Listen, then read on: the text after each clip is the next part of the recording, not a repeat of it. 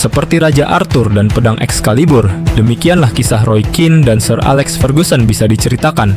Bukan tentang kesetiaan, bukan pula tentang pengkhianatan, tetapi tentang seorang raja yang membangun kerajaannya dengan satu senjata terlarang, sebuah kekuatan yang menjaga kemenangan, sekaligus menanam ancaman di dalam singgasana itu sendiri. Dan seperti raja besar dalam legenda itu, Ferguson tahu satu kebenaran pahit ini, yakni senjata terkuat tidak pernah dipensiunkan, tetapi harus disingkirkan. Pada tanggal 12 Juni 1990, Nottingham Forest mendaratkan Roy Keane dari sebuah klub kecil di Irlandia ketika usianya belum genap 19 tahun. Di titik itu, Forest bukan lagi penguasa Inggris, namun masih berdiri sebagai salah satu kerajaan tua sepak bola, dipimpin oleh Brian Clough yang legendaris. Clough adalah arsitek kejayaan yang pernah membawa Forest menjuarai Liga Inggris 2 kali dan menaklukkan Eropa dengan 2 gelar Liga Champions. Namun, memasuki awal dekade 90-an, ia tahu bahwa eranya sedang menua dan skuadnya butuh bantalan yang baru. Maka ketika Roy Keane datang, ia bukan sekadar rekrutan prospektif, tetapi sebuah batu penjuru yang dibutuhkan Clough untuk menopang strukturnya yang mulai retak. Tidak menunggu lama, debut pertama Keane langsung terjadi di pertandingan kedua musim itu saat mereka melawat ke Anfield. Dan meskipun Forest kalah 2-0, penampilan Keane begitu menonjol. Ia menyelesaikan 90 menit yang solid dan langsung menunjukkan kepada Brian Clough jati dirinya. Sejak hari itu, Keane mematenkan satu posisi utama di dalam tim, dan di akhir musim, ketika Nottingham Forest berakhir di peringkat 8, remaja itu tercatat memainkan 35 laga dengan kontribusi 8 gol. Secara keseluruhan, Roy Keane tampil sebanyak 49 pertandingan di semua kompetisi, termasuk laga final FA saat mereka kalah dari Tottenham Hotspur. Dengan demikian, melalui statistiknya yang luar biasa dan nyaris mustahil bagi seorang remaja debutan, Keane adalah sebuah fenomena pada musim tersebut. Segalanya menjadi semakin jelas pada musim berikutnya. Keane berkembang menjadi motor yang terus menyala di lini tengah Nottingham. Kehadirannya begitu krusial bagi Brian Clough, sehingga pria asal timur laut Inggris itu terus menempatkan Keane di lapangan hampir di setiap pertandingan. Dari total 42 pertandingan Liga Inggris musim itu, Roy Keane tampil dalam 39 laga. Sebanyak 35 laga, ia bermain penuh selama 90 menit, sementara 4 laga sisanya dimainkan kurang dari 70 menit, dengan hanya 3 kali absen. Jumlah ini belum terhitung kompetisi lain termasuk Piala Liga Inggris, di mana Keane membawa Forest ke final sebelum dikalahkan Manchester United. Pengakuan terhadap sosok Roy Keane akhirnya muncul pada musim ketiganya, di mana pemuda itu sekali lagi menjadi jantung permainan di dalam skuad Nottingham Forest yang layu. Ketika Brian Clough tidak mampu mempertahankan Forest dari jurang degradasi di akhir musim, Keane justru terpilih sebagai PFA Team of the Year, sebuah pengakuan yang diberikan oleh rasa hormat para pemain lawan yang berhadapan langsung dengannya di lapangan. Penghargaan tersebut menjadi sinyal yang jelas bahwa Roy Keane, walaupun di usia yang sangat muda, adalah sebuah standar tentang etos kerja, kepemimpinan, kedisiplinan, dan konsistensi. Tidak heran begitu Forest terdegradasi, Roy Keane langsung menjadi aset paling berharga yang diperebutkan klub-klub raksasa. Dan ketika publik sangat yakin dia akan bergabung dengan skuad Kenny Dalglish di Blackburn Rovers, Keane justru memilih pinangan Alex Ferguson pada detik-detik terakhir. Dan dengan keputusan itu, dimulailah perjalanan paling ikonik dalam hidupnya. Di bawah tahta Sir Alex, Roy Keane tidak lagi sekadar Dragonstone dari utara. Ia ditempa, diasah, dan diubah menjadi pedang paling berdaya, senjata yang kelak akan menopang sebuah dinasti terbesar di Liga Inggris. Roy Keane tiba di Carrington pada musim panas 1993, tepat setelah Manchester United menjuarai Liga Inggris untuk pertama kalinya dalam 26 tahun. Gelar tersebut juga menjadi trofi Liga pertama Alex Ferguson sejak ia ditunjuk sebagai manajer pada 1986. Konteksnya semakin penting mengingat musim itu adalah musim perdana Premier League, kompetisi yang baru berganti nama dari English First Division. Dengan demikian, Keane masuk ke ruang ganti United pada saat klub baru saja menutup penantian panjang dan bersiap mempertahankan statusnya di era baru sepak bola Inggris. Awalnya, bagi Alex Ferguson, perekrutan Roy Keane hanyalah jawaban atas kebutuhan regenerasi lini tengah Manchester United.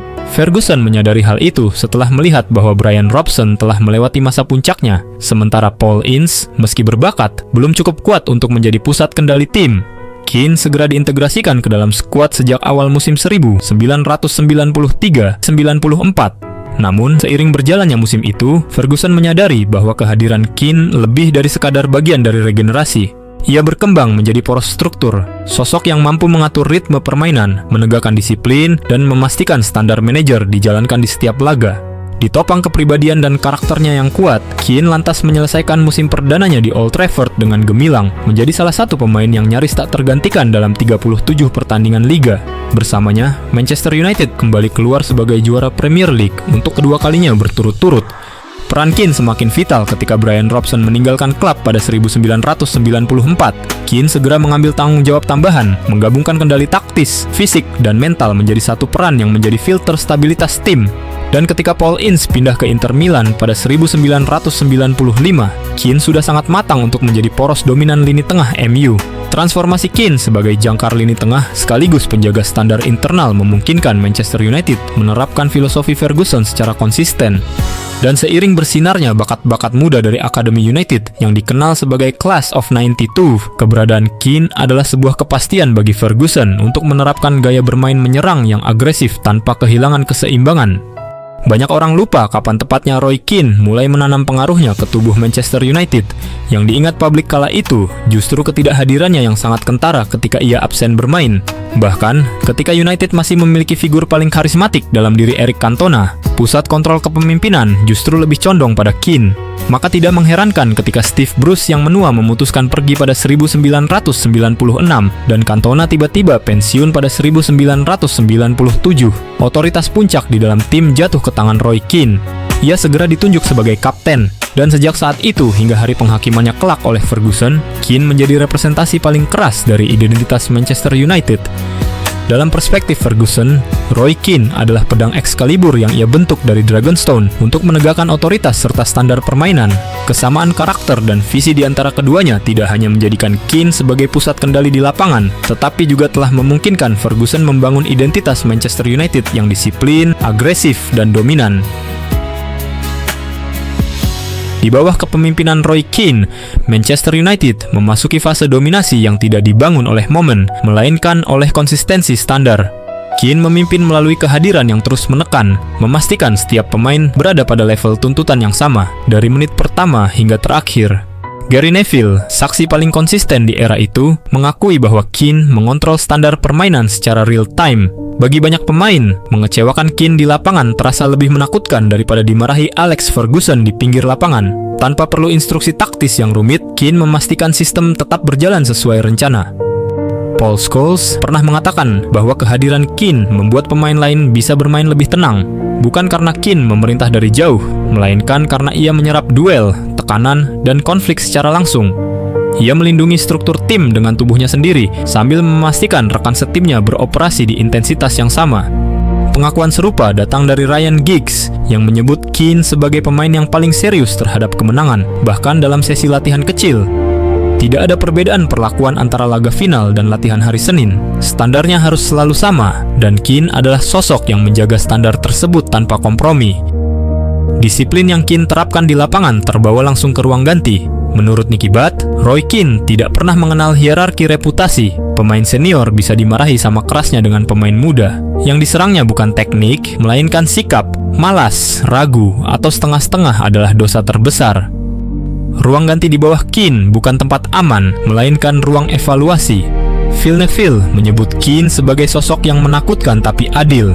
Ia bisa menghancurkanmu secara verbal jika kamu memang pantas dihancurkan. Namun, bila kamu bekerja keras dan menjaga standar, Keane akan menjadi orang pertama yang berdiri di pihakmu. Ole Gunnar Solskjaer menambahkan dimensi lain dari kepemimpinan ini. Menurutnya, Keane adalah sosok yang menjaga fokus tim bahkan saat Manchester United sedang menang. Euforia tidak pernah dibiarkan berlarut. Keane terus mengingatkan bahwa kemenangan hari ini tidak berarti apa-apa jika diikuti kekalahan minggu depan. Dengan cara itu, ia memastikan rasa lapar di dalam tim terus terjaga di tengah kesuksesan.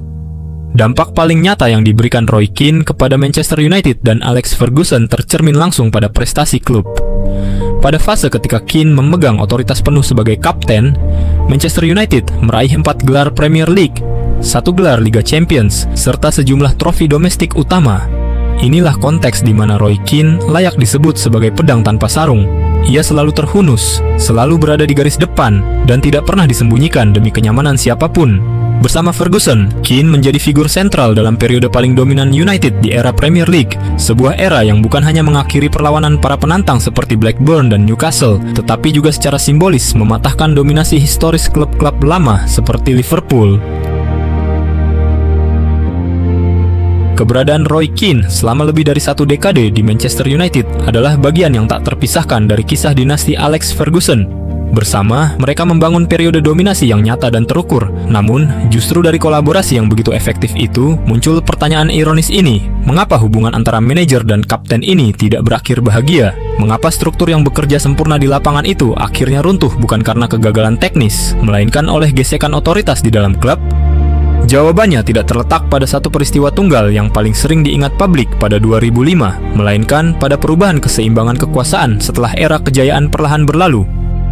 Pertama, sejak awal hubungan Ferguson dan Keane bersifat fungsional dan kaku. Keane sendiri mengakui bahwa di antara dirinya dan Ferguson tidak pernah terbangun ikatan personal, tidak ada relasi emosional yang hangat, dan hanya pembagian peran yang jelas. Ferguson merancang sistem, Keane mengeksekusi standar di lapangan. Selama fungsi itu berjalan selaras, hubungan mereka sangat efektif. Namun, relasi yang hanya berdiri di atas fungsi akan menjadi rapuh ketika fungsi tersebut mulai diperdebatkan. Kedua, seiring waktu, mandat kepemimpinan Keane meluas. Pada fase kejayaan, Ferguson memberi Keane ruang besar untuk menegakkan disiplin dan menjaga standar internal, bahkan dengan cara yang keras.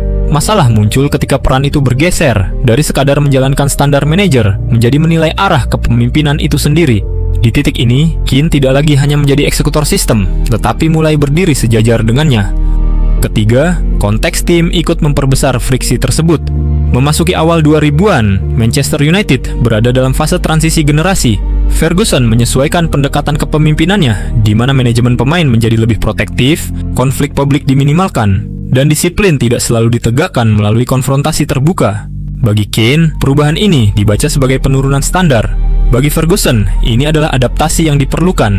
Dua tafsir atas standar inilah yang perlahan saling bertabrakan. Keempat, usia dan kondisi fisik menggeser keseimbangan relasi itu lebih jauh. Cedera panjang membuat Keane semakin sering berada di luar lapangan. Ironisnya, ketika pengaruhnya di permainan menurun, suaranya justru semakin dominan di luar pertandingan. Dari sudut pandang Ferguson, ia melihat seorang kapten yang semakin vokal, tetapi semakin jauh dari konteks langsung permainan. Kelima, temperamen yang sejak awal menjadi sumber kekuatan juga berubah menjadi variabel risiko. Agresivitas Keane pernah menjadi alat utama United untuk mendominasi laga besar. Namun, di musim-musim setelah treble, kartu merah dan suspensi di momen krusial mulai mengganggu stabilitas tim. Ferguson menghargai keberanian Keane mengambil alih tekanan, tetapi setiap absensi berarti kehilangan pusat kendali di lapangan. Di titik inilah kisah metaforis tentang pedang Excalibur mulai berubah makna. Selama bertahun-tahun, Roy Keane adalah pedang yang dibiarkan terhunus tanpa sarung untuk menegakkan otoritas, memotong kelonggaran, dan menjaga standar tetap tajam. Namun, ketika pedang itu mulai bergerak dengan arah sendiri, ketika ia tak lagi sekadar menjalankan mandat melainkan menilai sang pemegang kuasa, konflik menjadi tak terelakkan. Pada 29 September 2005, United dipermalukan Middlesbrough dengan skor 4-1. Keane tidak bermain dalam laga itu, namun justru dari tribun dan ruang ganti, kemarahannya meledak. Beberapa hari setelah kekalahan itu, Keane pergi ke studio MUTV untuk sebuah wawancara internal sebagai konten klub yang seharusnya aman. Tetapi sejak menit-menit awal, arah pembicaraan keluar dari kendali. Alih-alih berbicara soal taktik, Roy Keane mengkritik penampilan tim. Ia menyebut Rio Ferdinand ceroboh dalam bertahan dan mempertanyakan tanggung jawab Edwin van der Sar atas gol jarak jauh Gaisca Mendieta. Keane menuding John O'Shea hanya berjalan-jalan di lapangan, mempertanyakan mengapa orang-orang di Skotlandia begitu memuji Darren Fletcher, menyebut Kieran Richardson sebagai bek malas yang pantas dihukum, serta mengatakan bahwa Alan Smith tidak benar-benar tahu apa yang sedang ia lakukan di lapangan. Kritik itu tidak berhenti pada aspek teknis. Keane menyerang integritas. Ia menuduh beberapa pemain Manchester United telah menipu diri sendiri, tidak cukup bekerja keras, merasa aman di balik reputasi, dan menikmati status tanpa membayar harga. Ia mengecam pemain muda yang terlalu cepat puas hanya karena mengenakan seragam United, sekaligus mengkritik pemain senior karena kehilangan profesionalisme, keberanian, dan rasa lapar. Wawancara itu bocor sebelum sempat ditayangkan. Isinya menyebar cepat dan menciptakan keguncangan internal. Alex Ferguson segera memanggil Keane dan mengkonfrontasikan secara langsung. Pertemuan itu berubah menjadi perdebatan keras. Roy Keane membela setiap ucapannya. Ia menegaskan bahwa itu bukan serangan personal, melainkan penegakan standar yang selama ini mereka tetapkan. Namun bagi Ferguson, yang ia lihat bukan lagi kepemimpinan, melainkan penghakiman terbuka yang berisiko meruntuhkan moral dan struktur tim.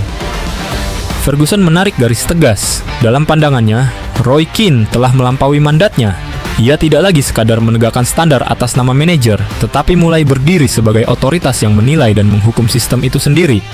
Dan seperti dalam legenda tua tentang pedang Excalibur di mana Raja Arthur yang terluka parah memerintahkan Sir Bedivere untuk mengembalikan Excalibur ke Lady of the Lake, demikianlah hubungan Ferguson dan Keane diputuskan. Beberapa hari setelah konfrontasi itu, keputusan diambil dengan cepat dan tanpa ruang kompromi. Wawancara MUTV tidak pernah ditayangkan sementara Roy Keane tidak pernah kembali ke lapangan. Pada November 2005, Manchester United secara resmi mengumumkan pemutusan kontrak sang kapten sekaligus mengakhiri hubungan yang telah berjalan lebih dari 12 tahun. Bagi Sir Alex, keputusan itu adalah soal menjaga otoritas dan stabilitas jangka panjang klub. Dalam autobiografinya, Ferguson menulis bahwa ia tidak menyesali keputusan tersebut. Ia mengakui betapa besar kontribusi Roy Keane, tetapi menegaskan bahwa tidak ada individu, betapapun besarnya, yang boleh berdiri di atas manajer dan struktur klub. Roy Keane, bertahun-tahun kemudian, tidak pernah menarik ucapannya. Ia tidak memungkiri bahwa perpisahan itu pahit, namun tetap membela prinsip yang ia pegang. Dalam berbagai wawancara dan autobiografinya, Keane menyatakan bahwa ia hanya mengatakan kebenaran yang enggan diucapkan orang lain. Ia tidak menyesali standar yang ia tuntut, meski ia mengakui bahwa cara dan waktunya mungkin mempercepat akhir. Kini, sudah lebih dari 2 dekade, dua legenda itu tetap berdiri pada keyakinan masing-masing, tanpa rekonsiliasi, tanpa penyesalan penuh, seperti dua sosok yang sama-sama benar dari sudut pandangnya sendiri. Mungkin mereka tetap saling menghormati, tetapi tidak dengan saling memaafkan.